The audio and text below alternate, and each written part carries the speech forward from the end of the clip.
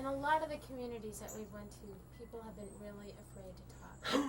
They've been afraid to talk about the 1934 strike. They've been afraid to talk about their involvement with unions. Some of them have gone on to live in big houses and have a lot of money, and they don't want to be associated with it. But I'd say even people that are still living in the villages have a tough time talking about what happened 57 years ago.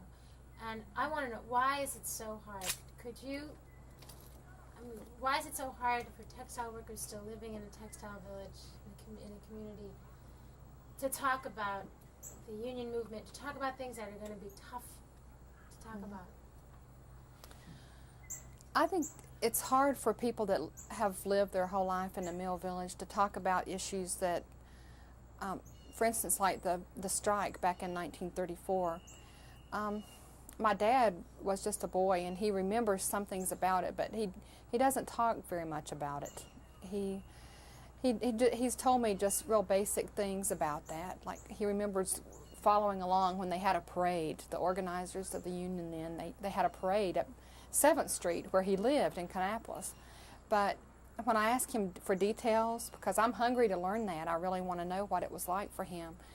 But he doesn't tell me. He said, well, I don't remember. That's all I remember about it. And I guess to me, maybe it's hard for folks who were involved in that time because it was a painful experience for people, I would think. I've tried to imagine what it would be like if I lived in that time. I think some folks might have believed that it was okay that the mill called out the National Guards to put down the strike. They might have thought that was just a good thing to do. The jobs were being protected, it was a good thing. Some people might have a feeling that it was just a wrong thing that happened, and it's hard to talk about things that are painful like that. I don't know. I've tried to understand that so much, and it's made me really wonder too about why is it so hard for people, for the system somehow, to let us know what our history is. I don't understand what it is that makes it hard for the mill. Why don't they want people to know what happened in 1934? That's a question that I have. Why don't they make that available for people to know? But I've lived in this town my whole life, and I never found out about the strike until a year ago. And it's only been through reading and talking to people who know what happened. But those folks are from other places. They're not from Kannapolis. People here aren't talking about it. And I think that's hard. We were just before talking about the responsibility you have towards your community, and you want to show what you care about it, and you live here and you stay here and you work towards making it better, and at the same time you see things that you do want to speak out about, and that puts you in a funny position, I guess. And it puts everyone who we've spoken to in a funny position. But yet there's a group of you, and not a large group, who've decided to talk. Could you talk about that responsibility? You could even talk about the writing your stories and what your teacher has said to you, or what you said back to him. Okay. We're okay. Since I've lived here my whole life, I've thought a lot about how hard it is to speak out. There's a part of me that feels a real responsibility to only talk about the good things. And there have been a lot of good things about living in this town, and I love it. It's my home, and I value it. But I think it's really important for us to understand the things that haven't been so good too. I think it's important for us to understand about the 1934 strike. I just feel like it's good for people to know our history.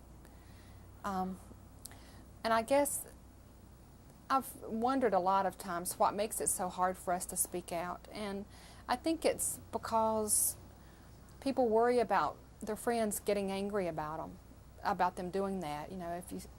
They worry about if they say something bad about living here, then people won't care for them anymore, or they won't fit in. Now, this may be putting words in your mouth, and if you object to it, please don't. But we made an original assumption that people would be proud of what happened in 34 because at least some people had the courage to stand up. We haven't necessarily found that. Could you speak about that?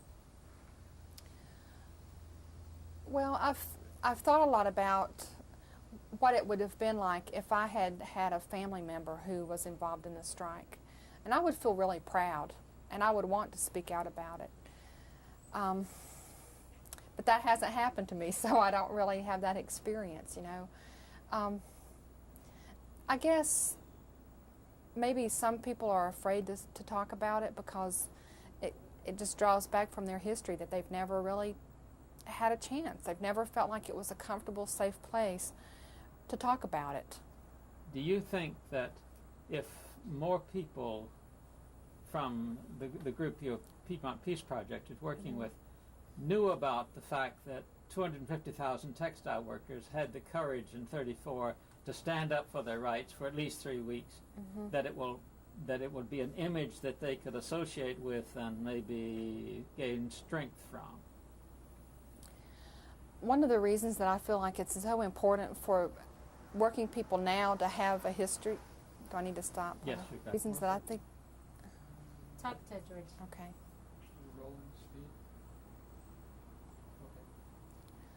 One of the reasons that I think it's so important for working class people to understand their history is that it gives you a sense of power from the past. You know, it helps me to know that there was a union in Cannon Mills, that there were union members. I never knew that when I was growing up, and I think that's a powerful thing to understand.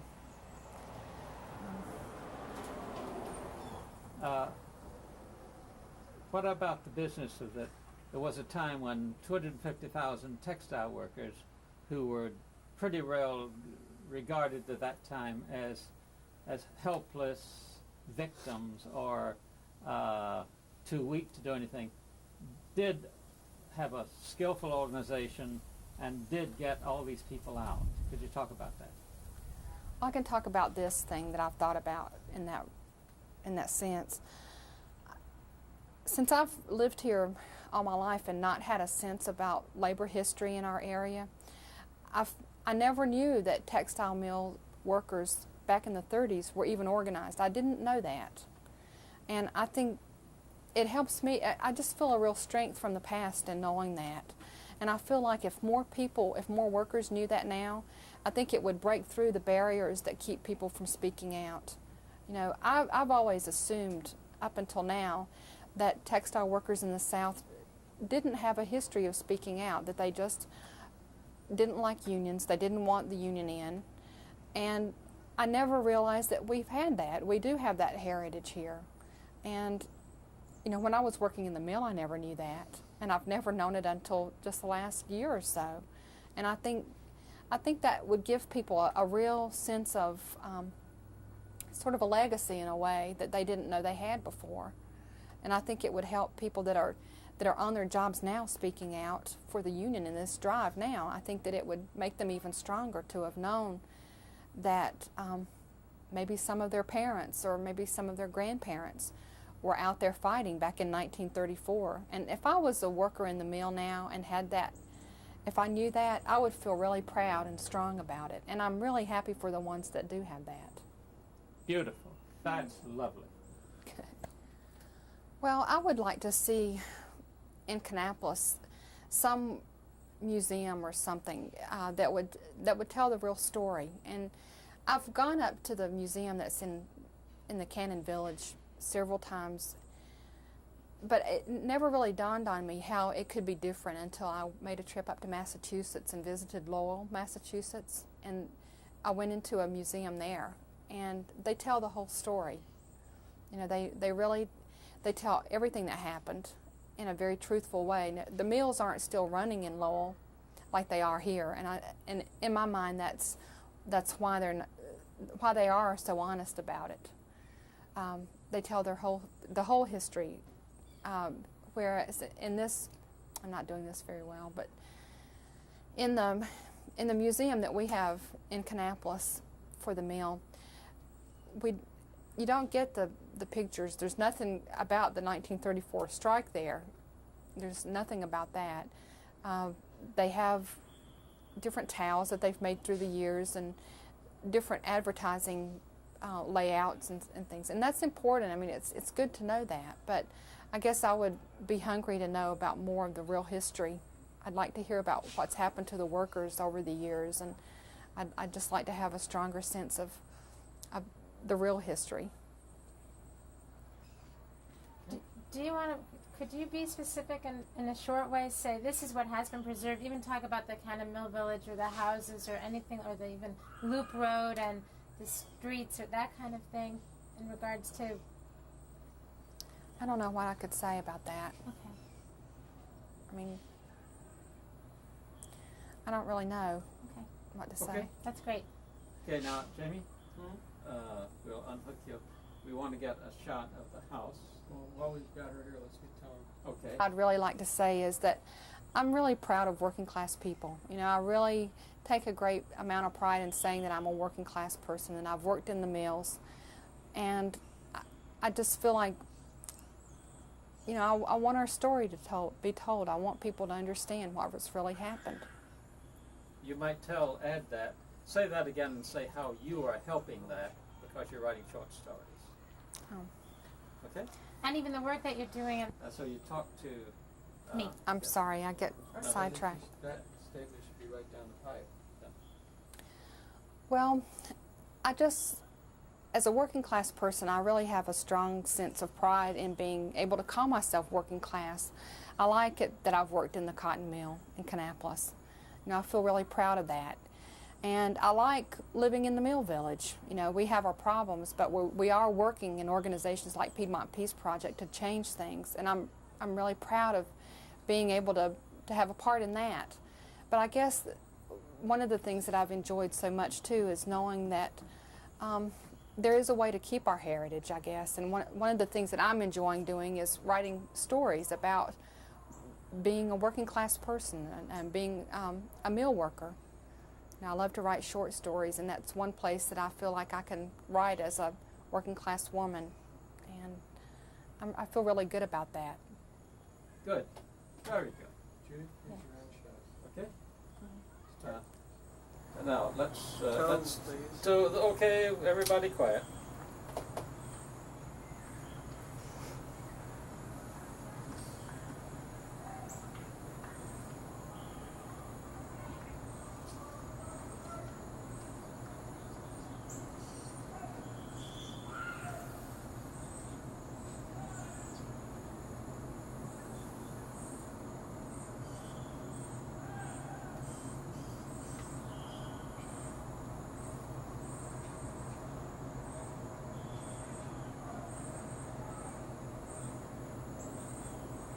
It's 30 seconds. Okay.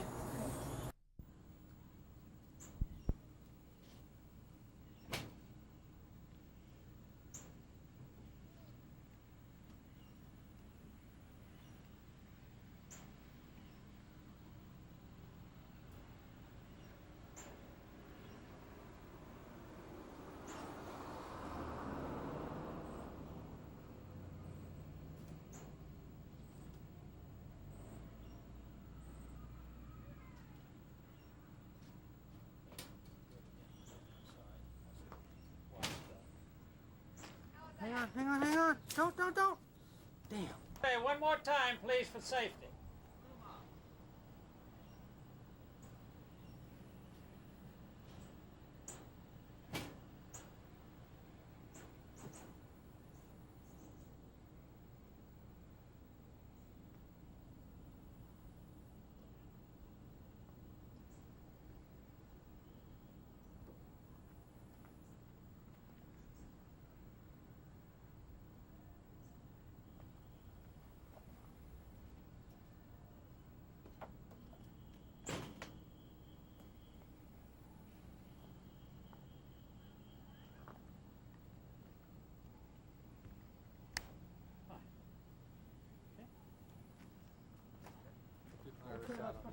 Okay, we're fine.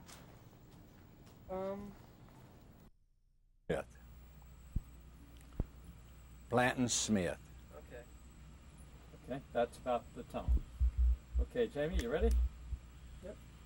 Rolling? Yep. All right, sir, could you tell me how your family got to Kannapolis? We moved from Anderson, South Carolina to Kannapolis in 1924. My father was he learned to weave down in Anderson, and they didn't have no weaver's job, and so he came to Kannapolis and went in Cannon Mill, and they asked him how many children he had to go to work, and he told them that he had 5. So Mr. Cannon says, well, we got a house for you, and you come to work the next day. So they moved this family out that had less than children than we did, and we got the 5-room house, and the ones with the small family, they had to go in the 4-room house. Could you tell us what your various members of your family did and how old you were and when you went into the mills? Well, when we came here, you had to be 14 years old to go to work. So we had 5 children to go to work then, and we had some children coming back up, 10 and 11 years old. Well, when I went into the mill, I was 14, but I just couldn't work in the mill. I mean, the mill wasn't cut out for me, and I'd go in and get on the mill, go to work, and he'd give me a job, and freight train come through town. I'd get on that freight train and leave. I just couldn't work in the mill. But Mr. Cannon was good to all of us, and I don't know what we would have did if it hadn't been for Mr. Cannon. For there we were with this big family, and we didn't have no education. None of the children had no education or anything, and he gave us all a job. They worked hard. Now all my children, all my sister's children, everybody's got a college education. So he was good to us. Could you tell us what happened? Remember what happened here in 1934? Yes, yeah. They tried to form, the union came in and they Just were... a moment, you mentioned 1930. Wasn't clear. Never clear. All right, sir. 1934. Well, in 1934, they came down here and tried to organize. And it got pretty rough back in them days. They said what all they was going to do and everything, and it just didn't. They had these flying wedges and all that stuff to go in, and it scared us all to death down here. But it didn't. It just didn't get in.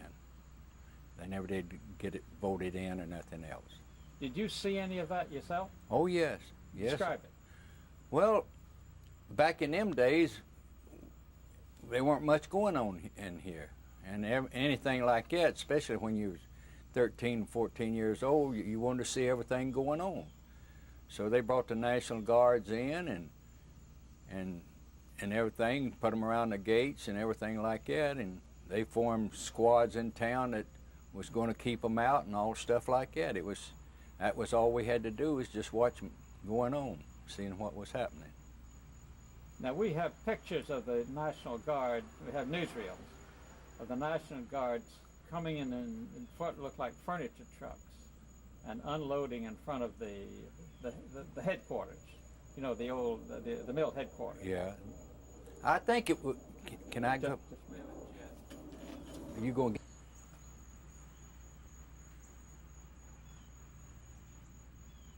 Okay, everything. All right, sir. They would come in, and back in them days, we had the YMCA, and the Marilla Hall was right up there where you were taking those pictures of the church there. And that's where everything would take place up there, for that was the main gate and everything, and would let them in so far, and that was all that would happen there. Did you talk with any of the National Guard or anything like that? Oh yeah, well, as kids do, you asked them, especially you figured you might be want to join the Army or something like that, and you asked them how it was and stuff like that. You wanted to find out, for you didn't think that you wanted to work in a cotton mill, so you figuring yourself maybe you'd get you a career in the Army. How did your family feel about all this? Well, it tore everybody up. For see, the way my family was, you'd give the people that you work for a day's work if they gave you a day's pay. And Mr. Cannon, back in them days, he would take care of you. We were paying $4 and $5 a week rent for a 5-room house. No, I'm sorry. again. Let's see, where were we? How did your family feel? Well, my family, they didn't know nothing about the union. I mean, they had heard of it. They heard that you'd come in and the union would come in and take the money and leave town, and they're scared to death. They were scared to death that they would get in and people would start fighting and stuff like that, and that's what they were scared of. They were actually scared of a union. And you mentioned their attitude towards Mr. Cannon, giving him a day's wage.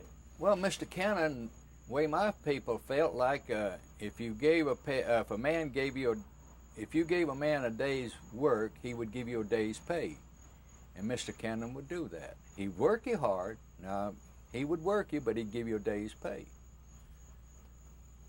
How did your family feel about working in the cotton mill and living in the cotton mill village? Well, they liked it, for that's all we knew. We didn't have no. We were people from the farm, and we didn't have no education, and we couldn't go nowhere else. We're the luckiest people around that. Ordinarily, we should have been on welfare, but it was our foundation. For I mean, the way we lived and no more than we had, we should have been on welfare. But we had the foundation with our mother and father gave us our foundation, and Mr. Cannon gave us a job to work, and that's what way we come through it. Now, what happened to you after? Why did you have to leave town? Well, why I left town, I used to run away all the time. For he'd give me a job, and I just couldn't. I'd go to the mill, and I'd work 2 or 3 days, and I just couldn't work in the mill. I was a roamer. I left home when I guess I was 14, before I was 14, and I'd go anywhere the freight train come through, and I'd get on that freight train, and I'd go anywhere that freight train went. I went in Washington when the World War I veterans went to Washington for their pension. I was in town, and that freight train came through. We called it then a beam train, and that thing was just loaded down. You couldn't hardly have a seat on it. Well, I got on that thing, and I went to Washington. Stayed up there, and I sold newspapers in Washington about 6 months. Come back home. That was my life. I was just a roamer. I want you to tell that again, because I think you went up there with the bonus marches, didn't you? Yeah, Okay. They were World War. Okay, would you explain this, because we know in history that we call them the bonus marches. So could you use that? Well, This was in 1932, wasn't it? Was it? Well, 32 or 34. I don't remember. 32. I'll get the years Okay, messed up. Yeah, just say the bonus marches. The bonus marches. They went up there to get their World War I bonus, and they were going there, and I didn't know where they was going. I know there's an awful lot of them on it, so I just got on it, and we ended up in Washington, D.C. I'm sorry, could you tell that again and say you got on the train? I got on the train. Sorry, you have to start over again as soon as the train comes along. Well, the train came through, and it was loaded down with bonus marches, and I got on the train, and I went to Washington. That's where they were going. I didn't know where we were all going, but we all ended up in Washington. So I stayed in Washington. I started selling newspapers up there, and I stayed up there about 6 months. Came back home. What was it like in Kannapolis during the Depression? Well, Kannapolis was a real good place to bring up children. It was a hard-working people. You worked 10 hours a day, and everybody, when they come down, get off of work and come down through the mill hill, everybody, if you lived first, they'd stop and talk to you a while, and we'd go on down the street, and they'd talk to somebody else. And everybody had time back in them days just to spend a few minutes with you and talk with you and everything, and I think it was a wonderful place to live. Now, you told me a few minutes ago, I want to make sure we get it, that Mr. Cannon, if you had so many people in the household, he'd give you so many days' work, so many others. If you didn't have so many, so that it was an indication of how he spread the work around. Could you tell us about that? Well, yeah, like in the Depression, they didn't have too much work in the mill, so what he would do, well... sorry, Mr. Cannon. Let's start again. Always mention Mr. Cannon. Okay.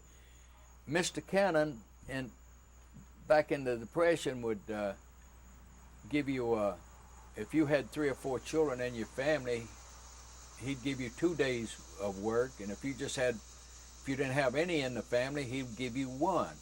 So it'd take care of the family. For back in them days, what we did, everybody bought their groceries, what they call a grocery store, and he'd come by every day and take your order, the grocery man would, and they'd carry you when you're in hard times, they'd carry you. If you couldn't pay so much on the bill, they'd let you keep on buying groceries for they knew they was going to get their money. Was that a company store? No, it wasn't a company store. It was a private-owned stores, but they would come by. I mean, they'd come by. You'd pay them every 2 weeks. When you got your check, you'd pay what you could on your grocery bill. Then, if you couldn't pay, they'd keep letting you have it, for they knew you was going to pay them once that mail started working. They knew they was going to get their money, and they'd just stay with you till you got running full time. What happened if people misbehaved in the village? Did they get evicted, or what happened about that? Well, back in them days, if you say you got drunk and locked up, well, back in them days, if you got drunk and locked up in the mill, I mean in town, when you went to work in the mill, they'd fire you, and you couldn't work nowhere else, so you had to leave town, and that's the way they'd run it, and that's just the way the rules were back in them days, which were pretty good then. How did you feel about it? Well, it didn't bother me. I'd leave town. I'd get out and get on a freight train and go somewhere else. So it didn't bother me. At that time, did you think about settling down and eventually getting married in the mill town and go to work in the factory? No, I'll tell you, the way I was, we used to have a place up there, what we called Marilla Hall. It was owned by the mill, and you could get room. They had one place for single girls, they had one department for married people, and they had one department for single men. Well, you could get your room and board there back in them days for $5 a week. That was all you paid for your board and room. And I used to think, back in them days, I said, now, gee, if I could get me a job in the Army, for I still saw them, when they were in here, them Army boys was in here with the strike. I said, now, if I can get a job and retire at $100 a month and come back to Marilla Hall and live and pay $20 a week for room and board, I got $80 a month there I figured that was pretty good. So let's tell that again, because you got a little mixed up with your figures. You'd have paid $20 a month rather than $20 a week for your board. Yeah, $20 a month. Okay, let's start again, okay? This whole thing? Yeah. Well, back then, we had a place we called Marilla Hall. The YMCA was all right there. That was the function of the city. Everything went on at the YMCA. Well, they had a place there that single girls lived in, and they had to be in by 11 o'clock at night. They locked the doors on them. Then they had a married people. They could come in anytime. Then they had single men, and we could come in anytime. Well, you paid to live there, for room and board, you paid $5 a week. So I figured then, if I could get me a job and retire at $100 a month and stay at the Marilla Hall and pay $20 a month for room and board, I was looking pretty good. And I talked to them boys in the Army, and they told me, it was a pretty good job, and I think they were getting about $21 a month then, and so I figured, well, if I stayed in there 20 years, I could get it maybe up to $100 a month. So that was the way I figured it out. Well, now, you went north, and you eventually joined a union, I believe you could tell us. Could you tell us about that? Yeah, well, I went in the service. I went in the service. I went in 35, and I did 2 hitches in the Army, and I came out of the Army. Then I got married in Portland, Maine. Well, then I started joining the unions and working for the unions, and I'd worked for unions up there all my life. Could you tell that again and tell us what you did? You weren't working as a union organizer, were you? No. Okay, then, so you say... I'm going to start off, I'm going to tell it. Okay, just